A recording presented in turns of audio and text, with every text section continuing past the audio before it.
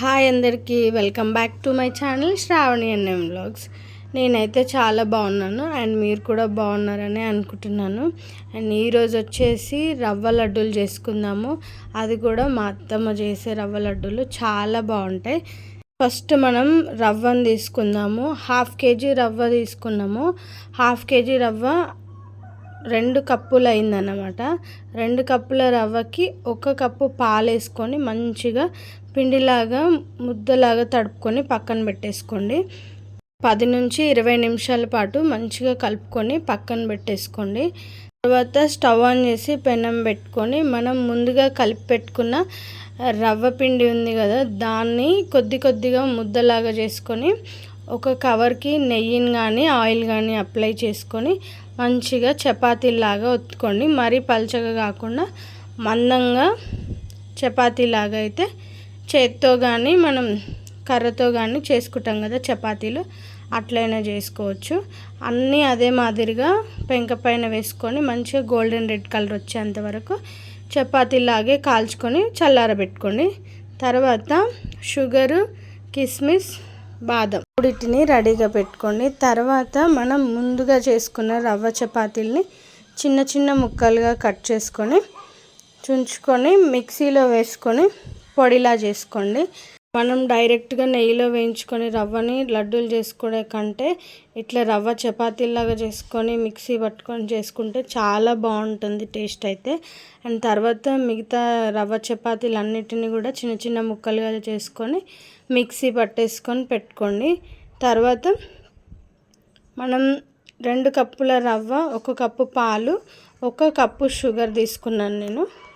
Sweet ఎక్కువగా ఇష్టపడే వాళ్ళు ఉంటే ఇంకొక 1/2 కప్పు చక్కెర ఎక్స్ట్రా తీసుకోండి. స్వీట్ ఇంకొంచెం ఎక్కువ అనిపిస్తుంది తీయగా అయితే. సో నేనైతే 1 కప్పు షుగరే తీసుకున్నాను. నాకు 1 కప్పు షుగర్ సరిపోతుంది 2 కప్పుల రవ్వకి.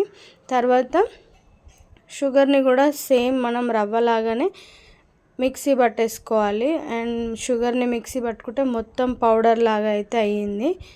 సో అది కూడా మనం రవ్వ పౌడర్లోనే షుగర్ని కూడా వేసుకోవాలి. దీంట్లోకి 2 టేబుల్ స్పూన్ల కొబ్బరి పొడి, 1/2 టేబుల్ స్పూన్ ఇలాచీ పౌడర్ కూడా వేసుకొని మంచిగా కలుపుకోండి.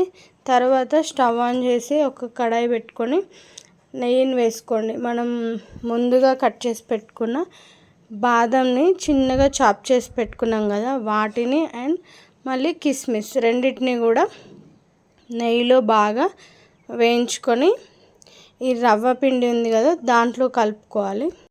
నేనేమో రవ్వ, షుగర్, ఇలాచీ పౌడర్, కొబ్బరి పొడి మంచిగా కలిసేలాగా కలుపుకుంటున్నాను. మా అత్తమేమో నెయ్యిలో డ్రై ఫ్రూట్స్ వేయించుతుంది. సో అవి కొద్దిగా గోల్డెన్ రెడ్ అట్లా వచ్చినప్పుడు స్టవ్ ఆఫ్ చేసుకొని వేడివేడిగా ఉన్నప్పుడే వేసుకోండి.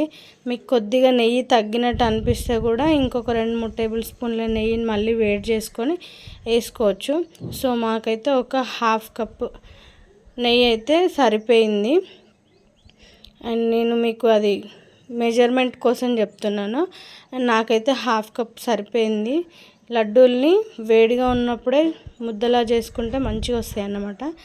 ఇంత సడన్గా రవ్వ లడ్డూలు మా అత్తమ్మతో చేయించుకోవడానికి రీజన్ ఏంటంటే నాకు తినాలనిపిస్తుంది స్పెషల్గా. అందుకని నేను మా అత్తమ్మని అడిగిన. అండ్ మా అత్తమ్మ చాలా బాగా చేస్తుంది స్వీట్స్.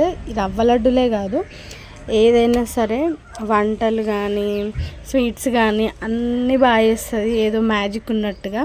సో నాకు అందుకని మా అత్తమ్మ చేసిన రవ్వ లడ్డూలు తినాలనిపిస్తుందని చెప్తే, ఆమె కొంచెం టైం ఎక్కువ ప్రాసెస్ అయినా సరే ఇట్లా చేసుకుంటే చాలా బాగా వస్తాయి. అండ్ ఈ రవ్వ లడ్డూలు మంచిగా ఒక టిఫిన్ బాక్స్లో కానీ గాజు సీసాలో కానీ వేసి పెట్టుకుంటే 15 డేస్ నుంచి 20 డేస్ మంచి ఫ్లేవర్ అండ్ టేస్ట్ అయితే చేంజ్ అవ్వకుండా ఉంటాయి.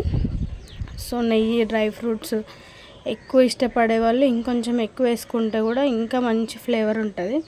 టేస్ట్ అయితే చాలా బాగా వచ్చింది. అండ్ తప్పకుండా ట్రై చేయండి. లడ్డూలు అయితే నేను చిన్నగానే కట్టుకుంటున్నాను. అండ్ మీ ఇష్టం ఉన్న సైజులో మీరు చేసుకోండి. అంత టేస్టీ అండ్ సూపర్ రవ్వ లడ్డూలు చేసి ఇచ్చిన మా అత్తమ్మకు ఒక థ్యాంక్స్ చెప్పకపోతే ఎట్లా. థ్యాంక్స్ అత్తమ్మ. అండ్ రవ్వ లడ్డూలు తప్పకుండా ట్రై చేసుకోండి. అండ్ చాలా టేస్టీ అయితే ఉన్నాయి. సో నా వీడియోస్ కనుక నచ్చినట్లయితే లైక్ చేయండి, షేర్ చేయండి. అండ్ ఇప్పటివరకు మన శ్రావణి ఎన్ఎం వ్లాగ్స్ ఛానల్ని సబ్స్క్రైబ్ చేసుకోలేకపోతే చేసుకోండి. సబ్స్క్రైబ్ చేసుకొని పక్కనే ఉన్న గంట సింబల్ని క్లిక్ చేయండి. అప్పుడే నేను ఏదైనా వీడియో పెడితే మీకు నోటిఫికేషన్ వస్తుంది. And like, share and subscribe to my channel. Thank you so much అందరికీ.